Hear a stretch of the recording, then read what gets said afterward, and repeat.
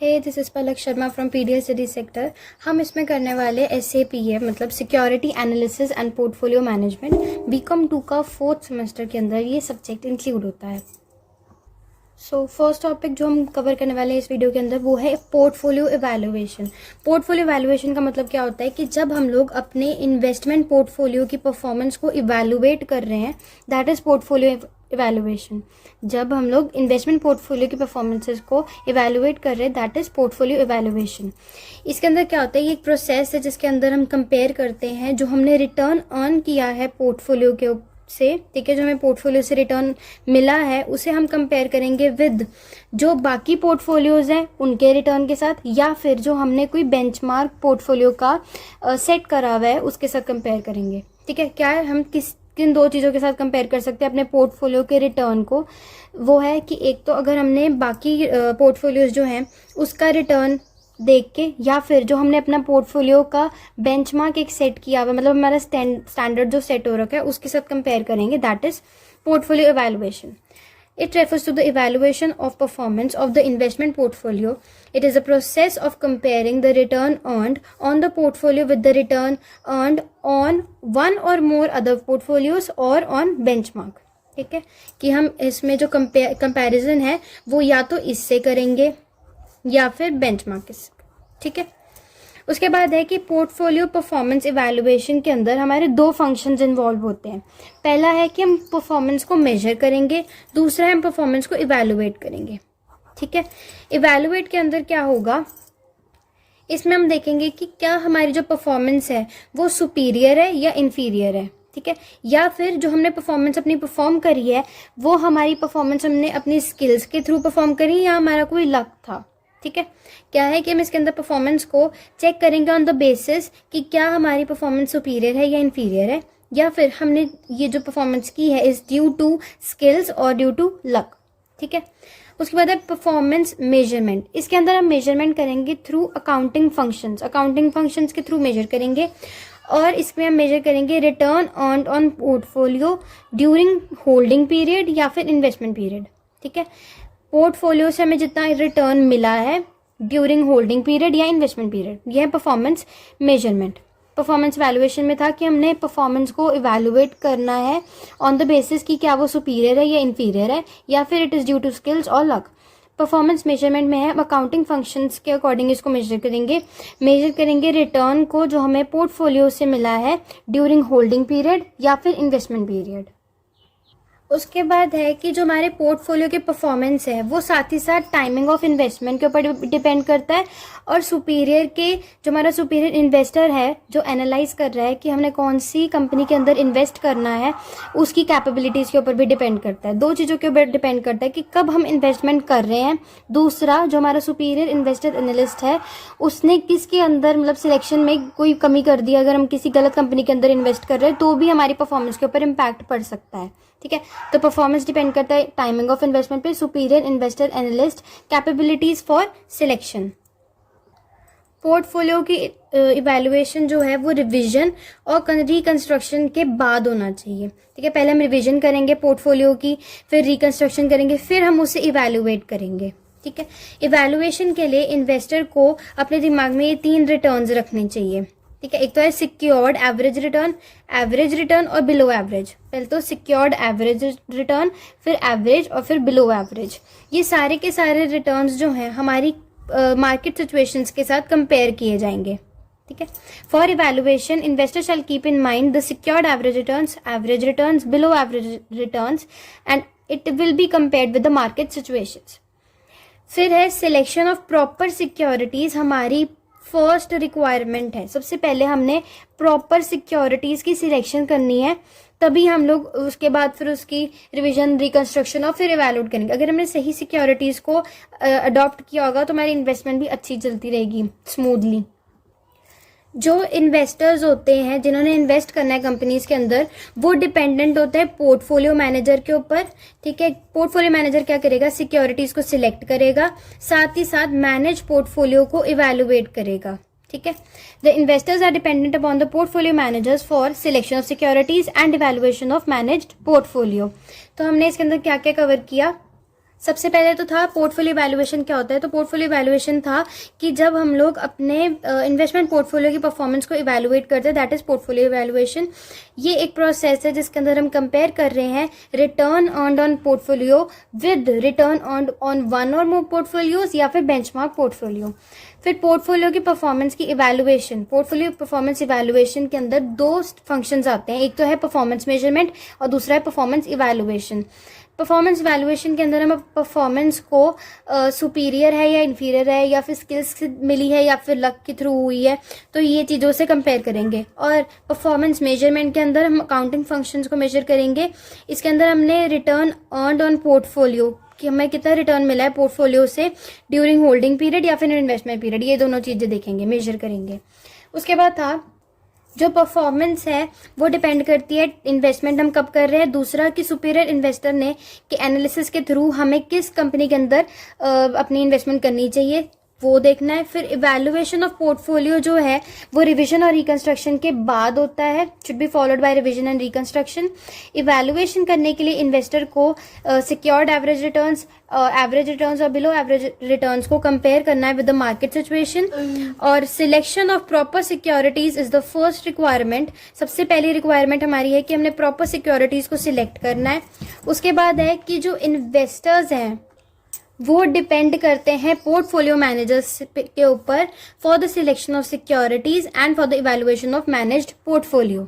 ठीक है, तो अब हमने क्या किया कि जो पोर्टफोलियो मैनेजर्स हैं वो हमें मैनेज्ड पोर्टफोलियो को इवैल्यूएट करने में हेल्प करते हैं। तो अब हम देखते हैं मैनेज्ड पोर्टफोलियो क्या होता है। मैनेज्ड पोर्टफोलियो को म्यूचुअल फंड्स भी बोलते हैं। मैनेज्ड पोर्टफोलियो के अंदर क्या होता है कि इन्वेस्टर्स के बिहाफ के ऊपर, मतलब इन्वेस्टर्स के तरफ से प्रोफेशनल्स जो होते हैं वो मैनेज करते हैं इन्वेस्टमेंट को। ठीक है, in this professionals manages the investment on behalf of the investors. अब इन्वेस्टर्स के बिहाफ पे जब प्रोफेशनल्स मैनेज कर रहे हैं उसके इन्वेस्टमेंट को, तो इन्वेस्टर उसको फीस पे करेगा। जो फीस है वो कैलकुलेट होगी by multiplying a percentage of asset under management या फिर वैल्यू ऑफ इन्वेस्टमेंट। या तो उसकी वैल्यू, इन्वेस्टमेंट की जो वैल्यू होगी वो उसे फीस पे करनी पड़ेगी, या फिर उसके जो एसेट्स होंगे उसके साथ एक परसेंटेज मल्टीप्लाई करके उसकी फीस पता लग जाएगी। साथ ही साथ उसे ट्रेडिंग फीस भी पे करनी पड़ती है जो कि सर्विसेज से रिलेट करती है। फंड मैनेजर जो है वो ये फंड्स कलेक्ट करेगा इन्वेस्टर्स से, ठीक है, डिफरेंट स्कीम्स के फॉर्म में। उसका ऑब्जेक्टिव क्या है कि जो उसको फंड्स मिल रहे हैं, जो उसको फंड्स मिल रहे हैं वो सारे के सारे फंड्स वो इन्वेस्ट कर देगा कैपिटल मार्केट के अंदर। ये बेनिफिट्स जो है, ये सारे के सारे बेनिफिट जो हमें मिल रहे हैं इन्वेस्टमेंट के थ्रू, इन्वेस्टमेंट एक्टिविटीज के थ्रू, वो सारे हम लोग कॉन्ट्रीब्यूटर्स के बीच में डिस्ट्रीब्यूट कर देंगे। क्या क्या है कि इसके अंदर क्या होता है कि प्रोफेशनल्स जो होते हैं वो इन्वेस्टमेंट को मैनेज करते हैं on behalf of the investors उन्हें इस चीज़ के लिए फीस पे करते हैं जो कि कैलकुलेट होती है by multiplying a percentage of assets या फिर वैल्यू ऑफ इन्वेस्टमेंट होती है। साथ साथ इन्हें ट्रेडिंग फीस भी चार्ज की जाती है for the services. Fund managers ये फंड्स को कलेक्ट करता है थ्रू डिफरेंट स्कीम्स, और उनका ऑब्जेक्टिव ये होता है कि जो उनको इन्वेस्टिंग से इन्वेस्टमेंट के थ्रू जो उन्हें फंड मिले हैं वो इन्वेस्ट कर दें आगे कैपिटल मार्केट्स के अंदर। फिर जो बेनिफिट्स होंगे इनसे, इन्वेस्टमेंट एक्टिविटीज से, वो फिर वो डिस्ट्रीब्यूट कर देंगे कॉन्ट्रीब्यूटर्स के अंदर। ठीक है, in this professionals manages the investment on behalf of the investors will pay fees that is calculated by multiplying a percentage of assets under management or the value of investment, also charged trading fees associated with the services. Fund manager collects the fund from the investors in the form of different schemes with objective of investing these funds in the capital market. Benefits generated from these investment activities are distributed among the contributors. Performance indicators of managed portfolio. Manage portfolio के कुछ performance indicators होते हैं, मतलब performance को कैसे हम लोग indicate कर सकते हैं, उनकी परफॉर्मेंस को वैल्यूएट कैसे कर सकते हैं। तो दो पैरामीटर्स हैं, रिस्क और रिटर्न। तो return of managed portfolio, manage portfolio जो है वो इन्वेस्ट करता है सारे फंड्स के अंदर in different securities. Managed portfolio invest all funds in different securities. Benefits of these is meant for unit holders. Manage portfolio अपने सारे के सारे फंड्स अलग अलग सिक्योरिटीज़ के अंदर इन्वेस्ट कर देता है, और इससे जो उन्हें बेनिफिट्स मिलते हैं वो बेनिफिट्स यूनिट होल्डर्स के लिए उन्होंने कलेक्ट किए होते हैं। फिर है इसके अंदर, इसी के अंदर है कि net asset value and it's movements. Net asset value NAV से भी डिनोट करते हैं। ये एक बेस्ट टूल है जिससे कि हम अपनी म्यूचुअल फंड्स की परफॉर्मेंसेस को मेजर कर सकते हैं। रिटर्न ऑन इन्वेस्टमेंट जो है measured over a given period of time, return on investment is measured over a given period of time. इसे हम कैसे मेजर करते हैं, इसका फॉर्मूला है एक capital appreciation plus any income generated over original amount of investment into 100। हम इसको परसेंटेज के फॉर्म में कैलकुलेट करते हैं। तो क्या है, capital appreciation plus any income generated over original amount of investment into 100। जो हमारी कैपिटल के अंदर एप्रिसिएशन आई है प्लस कोई भी इनकम हमें मिली है कहीं से वो, और इसको डिवाइड कर देंगे जो हमारी इन्वेस्टमेंट की ओरिजिनल अमाउंट है उससे, और फिर इसको मल्टीप्लाई कर देंगे 100 ताकि ये एक परसेंटेज फॉर्म में आ सके। इसके लिए हम टर्म अप जो यूज करते हैं that is total return. Returns are appreciation recorded in NAV over a period. Returns appreciation होती हैं हमारे लिए जो कि हम लोग नेट एसेट वैल्यू के अंदर रिकॉर्ड करते हैं over a period of time. ठीक है, क्या किया था हमने कि परफॉर्मेंस इंडिकेटर्स होते हैं दो मैनेज पोर्टफोलियो के, दो हैं रिस्क और रिटर्न। सबसे पहले करें हम रिटर्न ऑफ मैनेज पोर्टफोलियो। इसके अंदर क्या है कि मैनेज पोर्टफोलियो अपने सारे के सारे फंड्स को डिफरेंट सिक्योरिटीज़ के अंदर इन्वेस्ट करता है। इसके जितने भी बेनिफिट्स उनको मिलते हैं वो सारे बेनिफिट्स अपने यूनिट होल्डर्स को दे देते हैं। फिर नेट एसेट वैल्यू और उसकी कुछ मूवमेंट्स होती हैं। Net asset value best tool है जिससे कि हम अपने म्यूचुअल फंड्स की परफॉर्मेंसेस को मेजर कर सकते हैं। म्यूचुअल फंड्स हमारे मैनेज पोर्टफोलियो ही है, जिससे मैनेज पोर्टफोलियो को हम म्यूचुअल फंड भी बोलते हैं। तो रिटर्न ऑन इन्वेस्टमेंट पे जो हमें रिटर्न मिल रहा है वो हम कैसे मेजर कर सकते हैं, उसका फॉर्मूला था capital appreciation plus any income generated over original amount of investment into 100। इसके लिए जो हम टर्म यूज करते हैं that is total return. Returns जो है वो एक एप्रिसिएशन है जो कि हम लोग NAV में रिकॉर्ड करते हैं over a period. Returns over holding period, holding period के अंदर जो हमारे रिटर्न्स हैं उसके लिए एक फॉर्मूला है NAVT माइनस NAVT-1। इसको पूरे को हम डिवाइड प्लस करेंगे डिविडेंड्स के साथ और सारे को फिर डिवाइड करेंगे NAVT-1 से इंटू 100।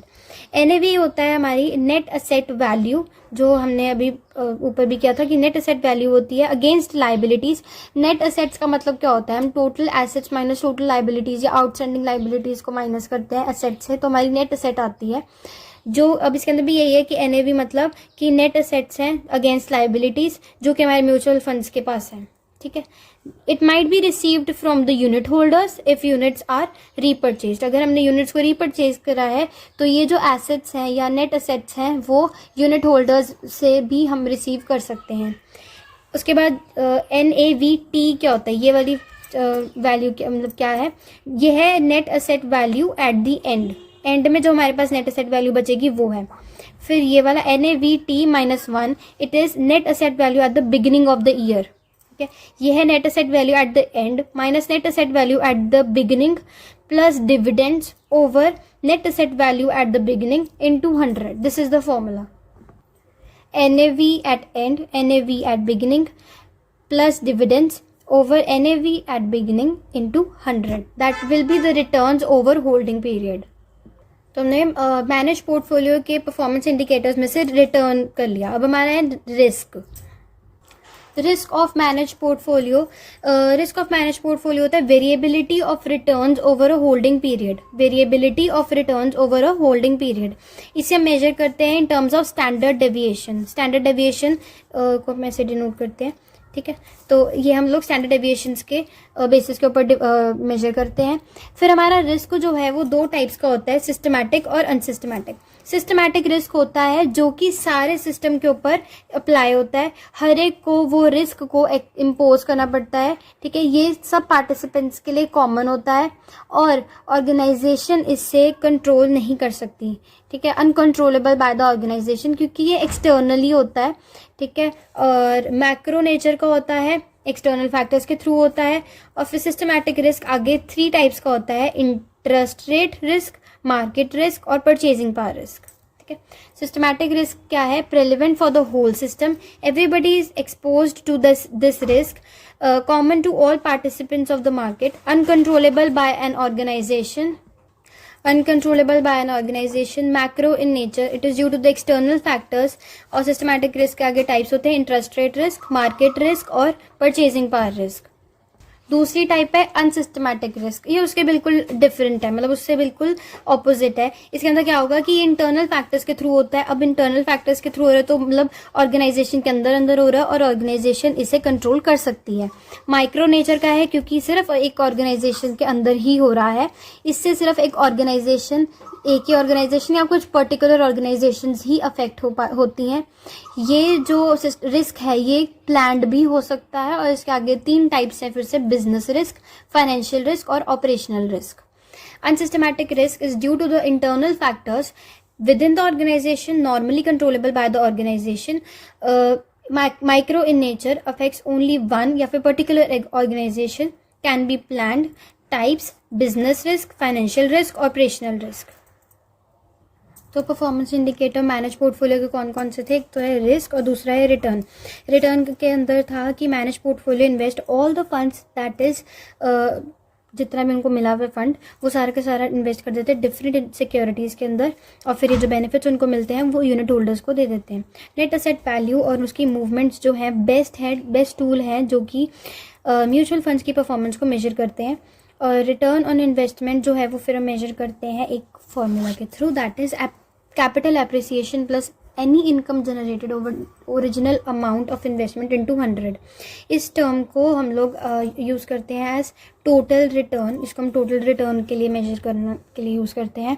फिर रिटर्न्स ओवर होल्डिंग पीरियड, इसके लिए एक हमारा फॉर्मूला यूज़ होता है, that is returns is equal to, इसका मतलब था NAV at the end minus NAV at the beginning plus dividends divided by NAV at the beginning into 100। Risk का मतलब है variability of return over a holding period. It is measured in the terms of standard deviation. जो हमारा risk है वो systematic भी हो सकता है, अनसिस्टमैटिक भी हो सकता है। सिस्टमैटिक के अंदर है कि ये पूरे सिस्टम के ऊपर प्रेलिवेंट है, everybody has to expose to this risk, ठीक है, और सारे पार्टिसिपेंट्स के लिए कॉमन है जो कि मार्केट के अंदर है। गवर्नमेंट इसे कंट्रोल नहीं कर पाती है, मैक्रो नेचर का है, एक्सटर्नल फैक्टर्स की वजह से होता है और इसके टाइप्स हैं interest rate risk, market risk, purchasing power risk. Unsystematic risk जो है वो इंटरनल फैक्टर्स की वजह से होता है within the organization. Normally हम इसे कंट्रोल कर पाते हैं, ऑर्गेनाइजेशन इसे कंट्रोल कर लेती है। माइक्रो नेचर का होता है, ये सिर्फ एक ही या फिर पर्टिकुलर ऑर्गेनाइजेशंस के ऊपर ही इफेक्ट डालता है। ये प्लान्ड भी हो सकता है। और इसके आगे टाइप्स होते हैं business risk, financial risk, operational risk, ठीक है। So this is all in this video. Hope you like the video. If you like the video, do watch the next videos too. Thank you.